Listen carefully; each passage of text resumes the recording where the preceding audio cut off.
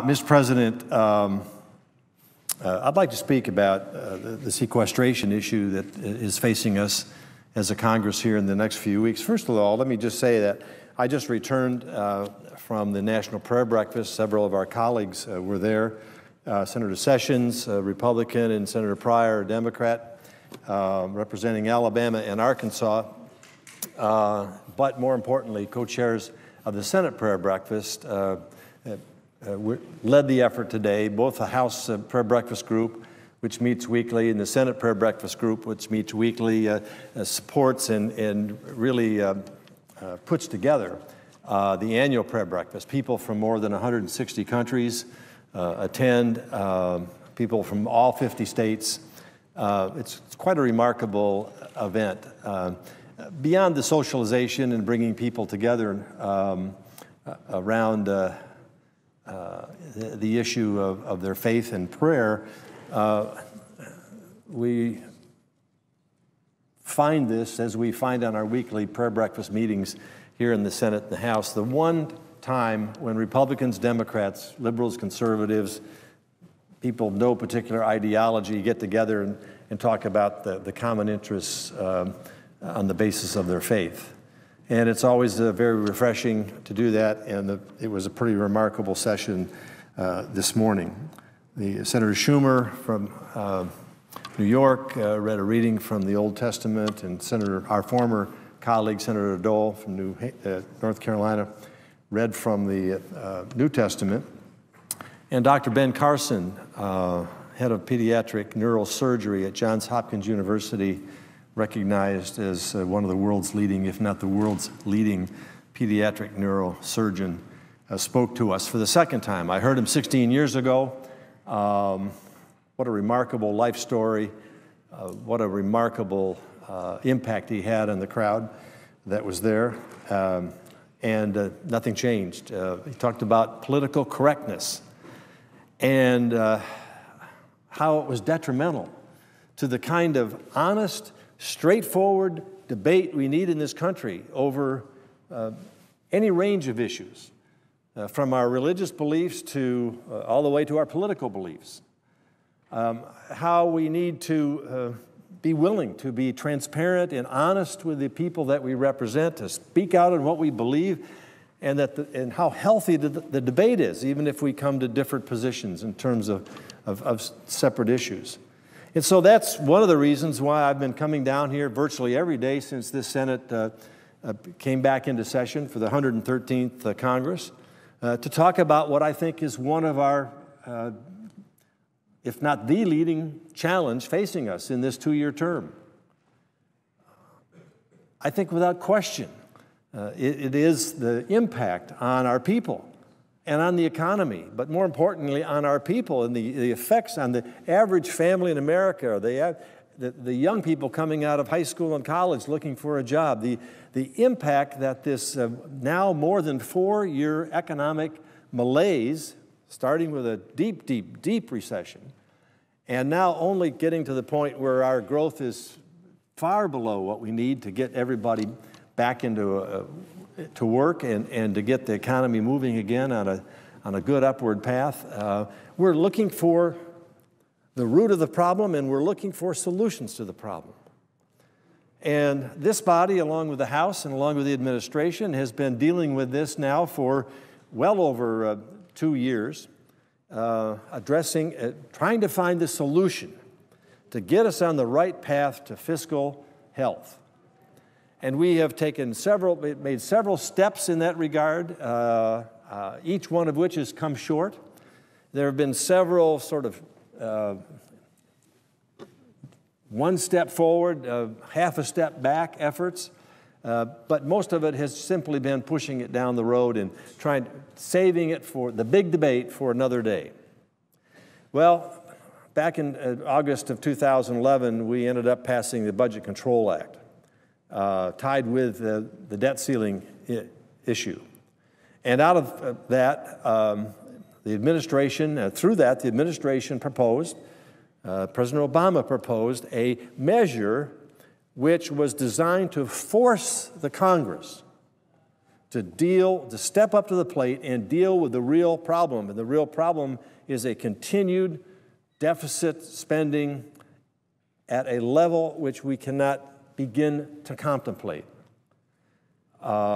which has to be addressed because it's accumulating year after year after year. We're now at the point where the clock is ticking at $16.5 trillion of debt that we've gotten into, up nearly $5.5 trillion just the last 4 years. And the math clearly proves, and history clearly shows, that this is unsustainable. And this is the great challenge before this Congress, to do what is necessary to get us on the right path to fiscal health before it all comes down. We had a warning shot fired across our bow in 2009 as to the distortions in our economy, and the consequences were grave. We have warning shots being fired virtually every day from across the Atlantic as to what the European Union and the European nations are trying to deal with, because they allowed their debt and their deficit spending and their debt and their overpromises by politicians to their constituents that simply cannot be fulfilled. And now the money is running, the bank is running out of money. And we simply don't have the resources to continue to pay the debt and the interest on the debt, and it gets worse every day that goes by. So we had this Budget Control Act in 2011, which was backed up by an enforcement mechanism called the sequester, which is simply an across-the-board cut, except the sequester wasn't an across-the-board cut. It was heavily weighted toward cuts in defense. There were exemptions to the major drivers of our debt and deficit, which are the mandatory spending issues. Let me be straight out, say the things that you're not supposed to say because it's political suicide. If we don't reform Medicare, Medicaid, and Social Security, it doesn't matter what else we do, we can't solve this problem. That is the conclusion of just about everyone in this body. More importantly, it's a conclusion of everyone that doesn't have a political stake in mind. Analysts that look at this, economists that look at this, the history of economic performance and non-performance all leads to the point that unless we address these issues and reform these issues, not to eliminate them, not to impose sacrifice and pain on people, but to save them from much greater pain down the road, and to reform them so that they are viable and so that people who are contributing to their Social Security and to their Medicare payment every paycheck, we look at the deductions that goes into these programs, people are contributing to that, will be able to receive those benefits when they need them in retirement. And so to save those programs and to keep them from denying those people their hard-earned benefits, we need to take steps, and we need to take it sooner rather than later. The trustees keep giving us, of Medicare and Social Security, keep giving us additional warnings. Do it now. It'll be less painful than doing it later, and it'll prevent us from having to make draconian cuts to benefits or draconian increases in taxes that will break the back of the American taxpayer later on.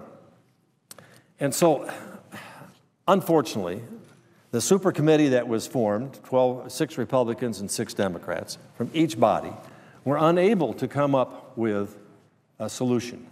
And as a result of that, we have had this sequester, across-the-board cuts with certain exemptions, that is in place. Now, it's been delayed, but March 1 is the date beyond which we are not going to go. And as a consequence, unless we can step up and put together the big plan that'll get us on the path to fiscal health, and Republicans in the United States House of Representatives have been proposing and putting forth their plans, but we've had nothing coming out of this body. And because nothing can be accomplished unless there's support from both houses, this is going to fail. And frankly, we've had a lot of rhetoric coming out of the White House about what we need to do, but we've had no serious attempt to address the part of the equation that we all know needs to be addressed, and that's the excessive spending that over the years we have put into law the promises that we have made as politicians to our constituents over the years that we know that cannot be fulfilled. It's time we stand up and be honest with the American people, be transparent, and basically say, folks, we've got a problem. And it's simple math. You cannot continue to borrow $1 trillion or more a year and be in a sound fiscal position. And you've got to take some steps to address that problem. So that is the challenge before us. And Mr. President, if we don't begin that process now, we're going to see a devastating across-the-board cut. It's going to have very detrimental effects on our national defense and national security because it is so heavily weighted in that regard. And the major three contributors and drivers of the problem and the debt that it accumulates are the entitlement programs, Social Security, Medicare, and Medicaid, that if not addressed, no matter what else we do here, we can't solve the problem. And yet the political tendency is to simply pass it along, push it down the road. Let's get past the next election. It's too politically dangerous to stand up and say these things, to be honest with the American people. Well, I think the American people have basically told us, look, we're ahead of you. We understand the problem, and we want results. And we want you to work together to find a solution to this problem and put it before us. And it is our responsibility to go out and present the plan. But without the president's support, despite his rhetoric, I mean, all we hear from the White House is more taxes will solve the problem. Well, they just got $630 billion worth of taxes out of the fiscal cliff deal. And the president's commitment and obsession with taxing the rich, the job creators, was fulfilled, and the top percent, the people he described in his campaign and afterward in the negotiations, are now paying higher taxes. But that does not begin and come close to solving the problem. So what we need to do is be straight out and straightforward with what it is we have to do, not be afraid of being honest with the American people. There's talk now about delaying, once again, the sequester.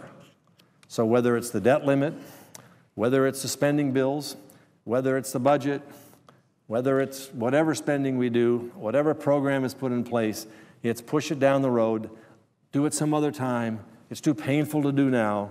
Mr. President, I would suggest the time to do it is now.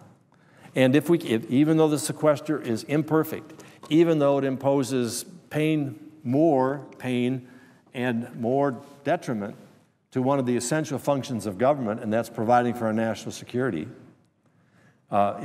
these cuts are going to take place and need to take place if we don't come up with a better solution. And so I'm pleading with my colleagues that let's not do this in a way that is not the soundest way to achieve what we need to achieve. And by the way, the sequester, once again, while it'll be an important step forward, doesn't begin to deal with the real problem. The real problem is getting our will in the position, political will and courage in place so that we can be honest with the American people and begin to put the package together that will reassure investors and reassure consumers and reassure the world that the United States of America has finally taken the steps necessary to put it on a path to return to fiscal soundness. I think given our position as to where we are with other nations would result in an amazing increase in our economy, getting people back to work, sending the message that America can return to its place of leadership in the world because they have gotten their economic house in order. Without that, we will continue a decline that will have consequences not only for our generation, but for generations to come, that could have potentially dangerous consequences for security around the world because of our inability to lead, and could have serious consequences continue as they have for the last 4 years, for the young people and for the middle-aged and others who simply want to get back to work, who simply want to get back to a place where they get a paycheck at the end of the week so they can cover the mortgage, so that they can save money to send the kids to school, and so they can make those necessary payment commitments to lead the kind of life that they are aspiring to.